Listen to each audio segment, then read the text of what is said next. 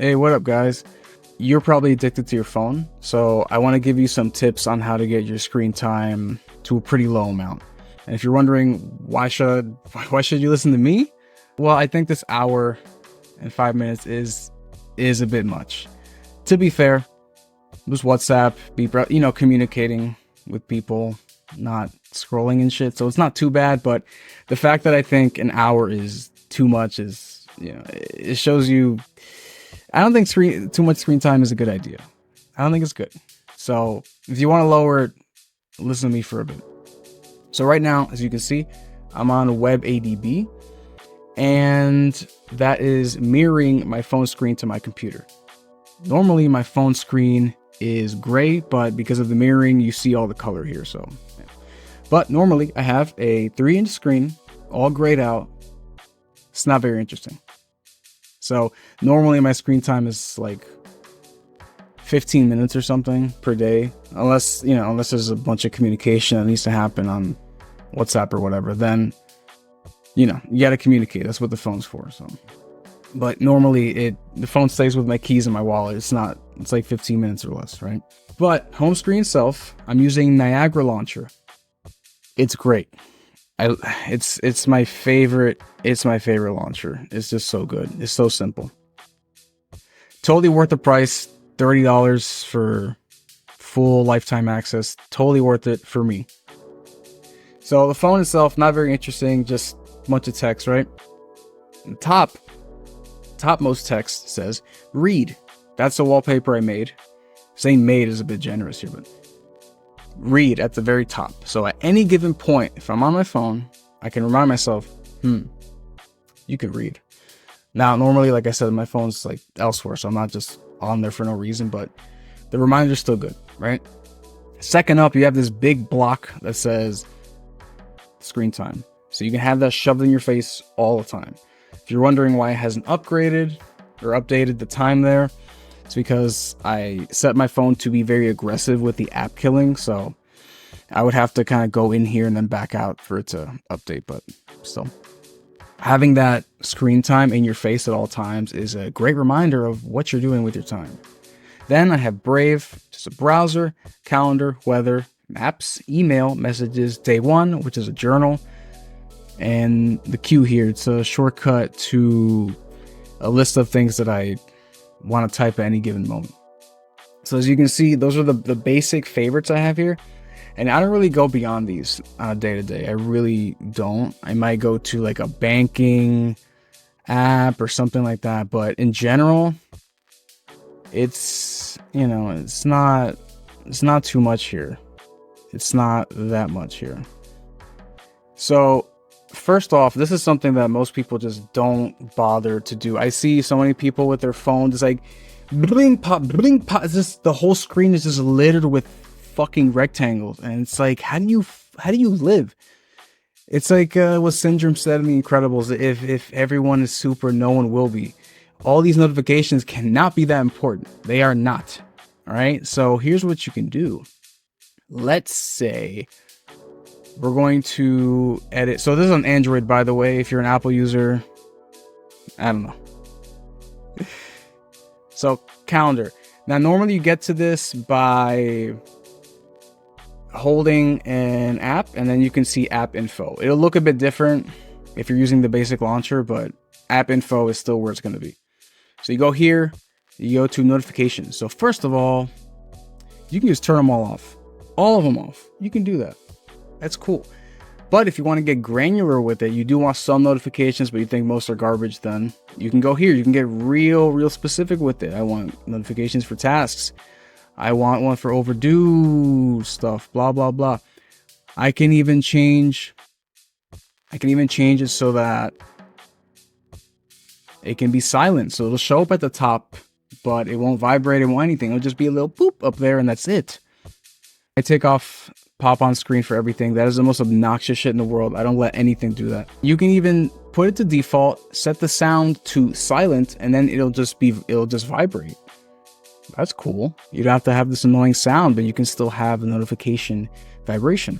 So you can do this, by the way, to basically anything on Android. Apple doesn't respect you guys, so they don't let you actually tinker with your device that you paid hundreds of dollars for. So I don't know how much you can do with that, but on Android you have a lot of options here. So for example, Brave browser, I can change notifications on here. I can take off and edit all of them if I want, just all of them, and I can change what kind of notification I get. Take off sound, take off vibration, all this kind of stuff. What I do is I'm rough. Okay, I'm really rough with these apps. I don't let them give me notifications.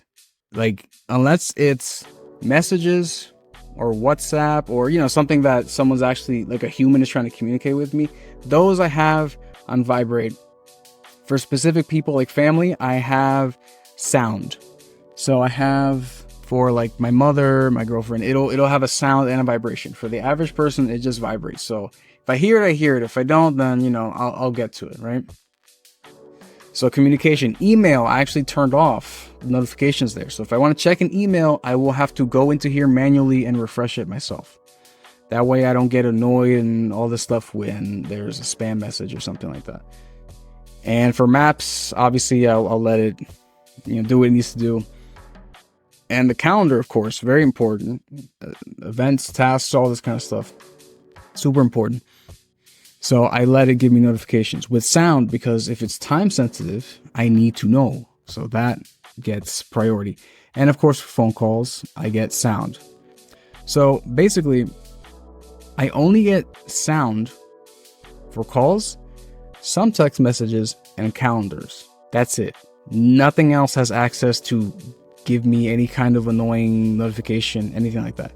It does not happen. There's some apps that I have on silent, so I will get a notification, but I won't hear it or feel it. I'll see it when I pick up my phone eventually later.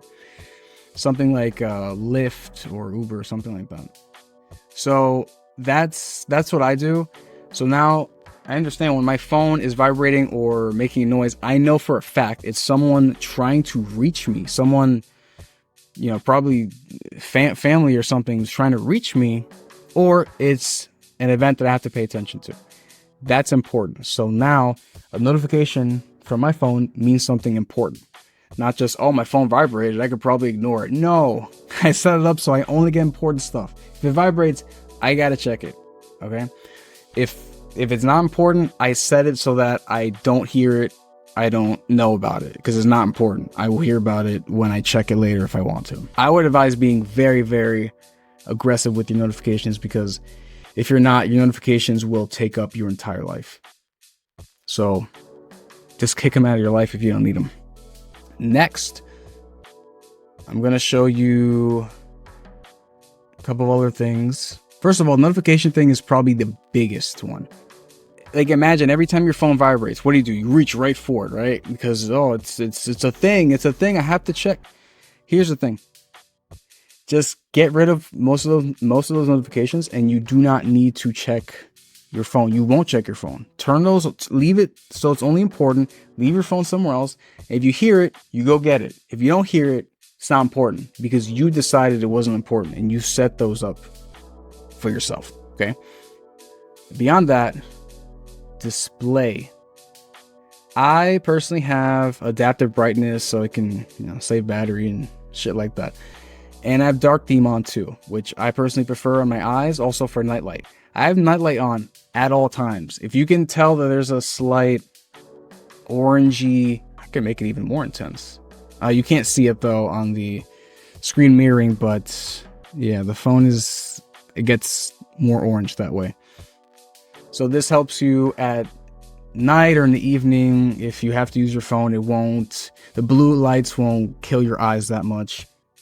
Super helpful. I have it on all the time because there's nothing that important that I need to, you know, blind myself for. There's nothing. So in addition to the nightlight, depends on the version of Android, I believe, or even the phone, but to change the phone to grayscale, black and white, you'll probably have to go to accessibility.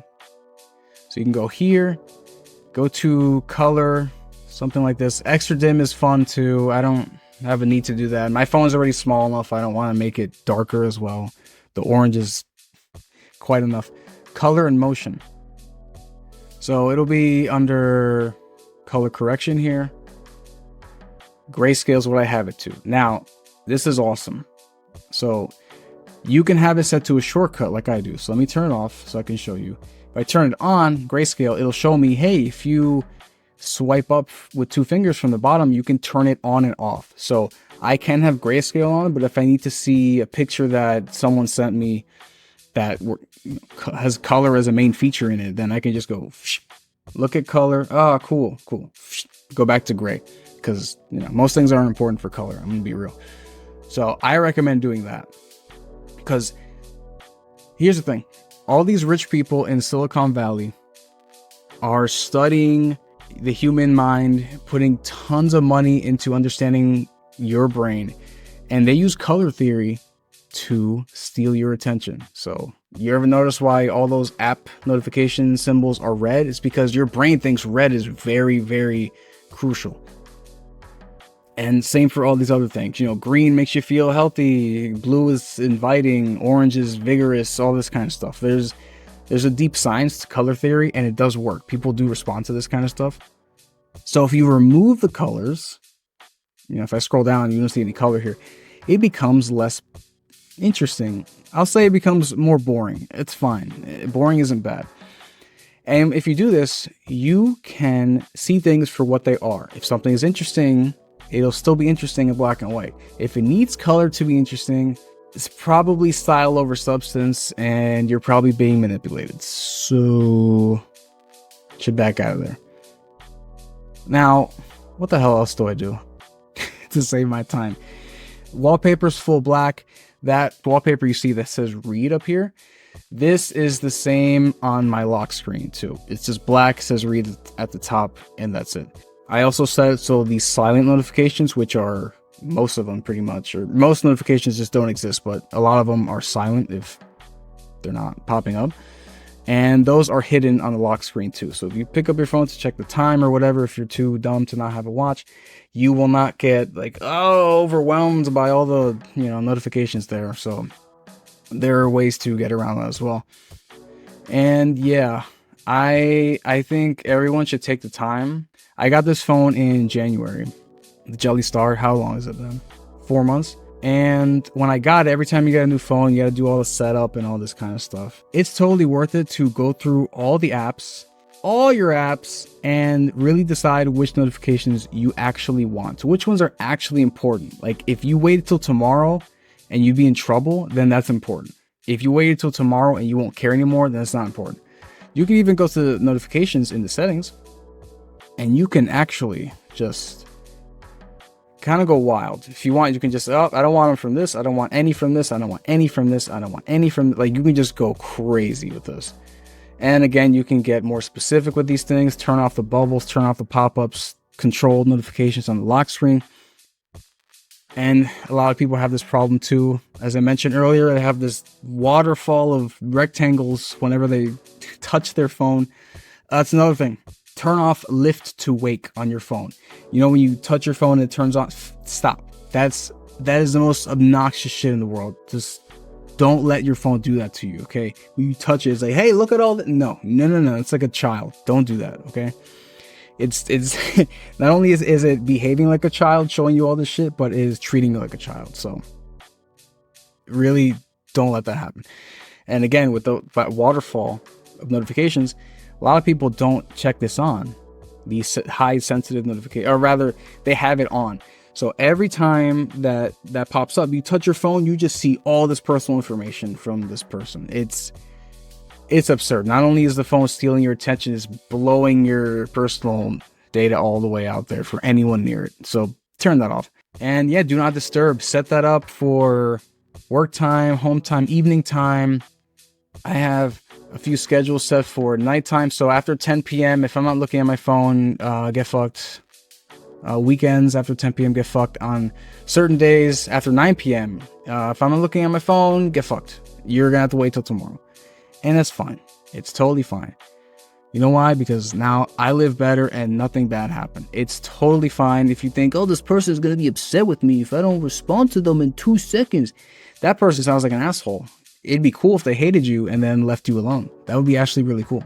Point is, guys, try as best you can to modify your phone so that it can not annoy the shit out of you, because every time it annoys the shit out of you, it's actually sucking your time and sucking your attention. Your brain is literally being sapped every time your phone does something stupid that's not important and just diverts your mind from more important things. So take the time out, turn off notifications, change how the screen looks for you and all this kind of stuff. It really, really, really helps, okay?